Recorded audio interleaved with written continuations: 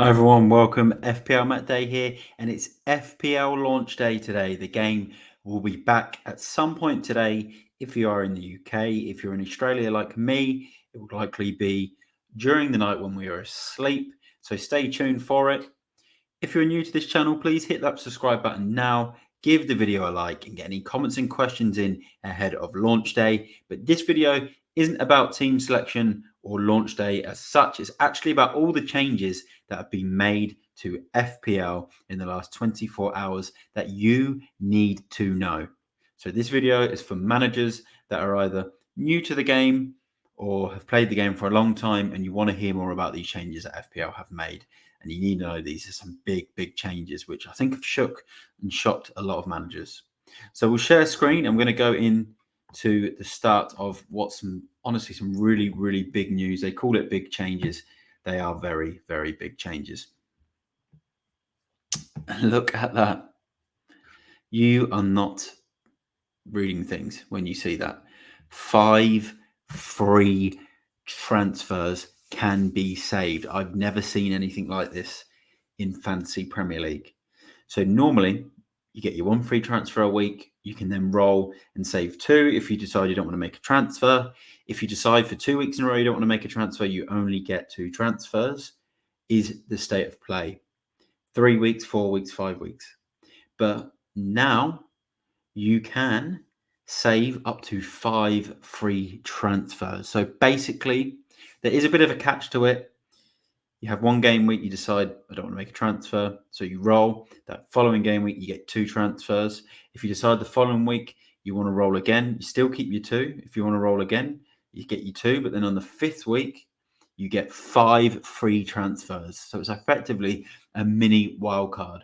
What managers will this help? It will help those managers that like to leave their team probably for a month and then they want to look to make wholesale changes. It will help those managers that probably aren't managing their team that often as well. But it will also benefit those managers whose teams are performing so well that they don't know what transfers to make each week. Then don't make any, because you can wait and get 5 free transfers, which will avoid you then needing to use a wild card. So this one's really big, and it's good for those managers who are performing well and are happy to leave their team. And then the other big the other big news that comes with these 5 transfers is, with this in mind as well, if you've banked up all 5 free transfers, or you've banked up 2 free transfers and you play your wild card, bench boost, or triple captaining, normally on a game week like that, you then lose whatever transfers you've saved, but not this. You can have a wild card, 5 transfers in the bank, and in the following game week, you still have your 5 transfers. So you effectively get a second wild card in a way, because it's a mini wild card. It's just incredible. And this doesn't normally happen. I'm not going to sort of say my thoughts on a lot of these moves or transfers or things I think should have happened, because they haven't happened now. And I'm just going to go through the changes that have happened. But that one's really big, because we've had it down the years where, you might have used a wild card because you thought it was time to make those changes, but then the week before you had your 2 transfers banked up, but you just wanted to get that wild card done because the week hadn't gone for you as it should have. But then the following week, once wild card's activated, you're still going to have those 2 transfers after a wild card, which is going to really help those managers who maybe got 1 or 2 things slightly wrong on their wild card. So really big news. Or if you've banked up 5 transfers, you get the 5. So they're 2 really big changes, the 5 free transfers, and then being able to keep your transfers that you have banked up after playing a chip. And then this is the other really big news. Look at this. Mystery chip. And I don't know, I'm none the wiser. It is a mystery chip. That's why it's called a mystery chip. There is a new chip this season called the mystery chip. There you got your bench boost, triple captain, free hit wildcard. As normal, you get 2 wildcards as normal. And then a mystery chip is coming ahead of January 2025. This one's really like, what could it be? Is it going to be a double or nothing type of thing? I don't know. A limitless, like we see in UEFA games, a chance to, I don't know, maybe all your strikers get double points for the game week. It's got a bit of FPL challenge kind of written all over it, where FPL challenge would have all these random things and challenges each week. So that one's really interesting and one to keep an eye out for. Yeah, what does the mystery chip mean for FPL? Well, there's a scout explaining what he thinks it means from what we know so far. Well, let's be honest. No one knows what it means because it's a mystery. We don't know what the chip's going to be. We don't know how powerful it's going to be. It might even be a chip that isn't really that powerful. It might give you a slight edge, but it might be one you might not even want to use and you might want to burn it. And we just don't know. Pitch design has changed. I don't think this is really too much of a impact to our teams. It just says player cards have been added, offering enhanced information when making a substitution or transfer, and a new pitch design for your usability. Again, not really anything of any note. Changes to point scoring. Now, I think we were looking for some big changes in this, but it's not really been much. Each goal scored by a goalkeeper goes from 6 to 10. It's rare that a goalie scores. But this is where there has been some pretty significant changes, and I know a lot of people are struggling to understand this. So the bonus point system. Okay, so from saving a penalty, a goalkeeper would normally go 15 on the bonus point scale. So that means their chances of getting 3 bonus points was the very highest scale, but now it drops down to 9. So may not necessarily get that full BPS.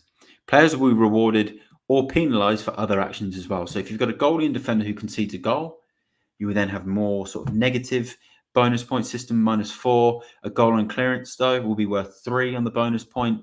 A foul one will be 1 on the bonus point, and a shot on target will be 2 on the bonus point. So this kind of means, like, if you've got a player that's taking plenty of shots from outside the box and they keep hitting the target and they keep hitting the target, the team wins 2-0 and he's heavily involved in the play, but he doesn't get a goal and assist, he's still going to be up there with a high chance of BPS. On the flip side, with the defenders and goalkeepers conceding goals, you could have someone like Trent Alexander-Arnold. Liverpool concede 2 goals. He's going further and further down in the BPS. He might have got an assist in that game. In previous years, he might have got a couple of bonus points for that assist because he's probably had a pretty good game, or FPL's just given it to him because it's an assist and it's Trent and it's a defender.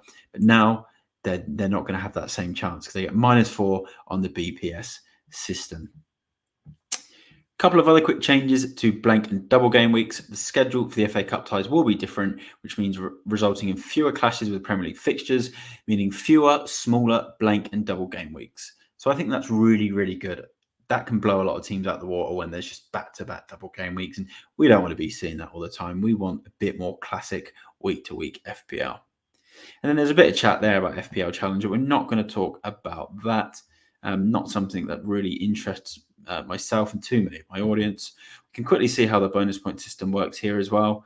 In-game statistics generate FPL bonus points, and we explain how they are calculated and awarded on match day. So I did just go through how that part works before in terms of what we're going to miss and gain and lose out on this season. So we won't go through that in too much more detail, but we will look to finish the video there. These are the FPL 2024 to 2025 changes that you need to know, and you now know them all. Please subscribe to the video channel. Sorry, if you're new here, hit that subscribe button, give the video a like, and get any comments, questions, or thoughts in ahead of today's FPL launch. It is massive, and we're only, let me check the calendar now. We are only 1, 2, 3, 4 weeks away from the start. It's a Friday night deadline in the UK, Saturday morning here in Australia. So be sure to stay tuned on this channel for all of the latest news, team selection, tier lists, transfer targets, and differential all the way up into game week 1. I'll leave it there. Thanks to everyone who's tuned in. I'm FPLMattDay, and I'll see you all in the next one. Bye for now.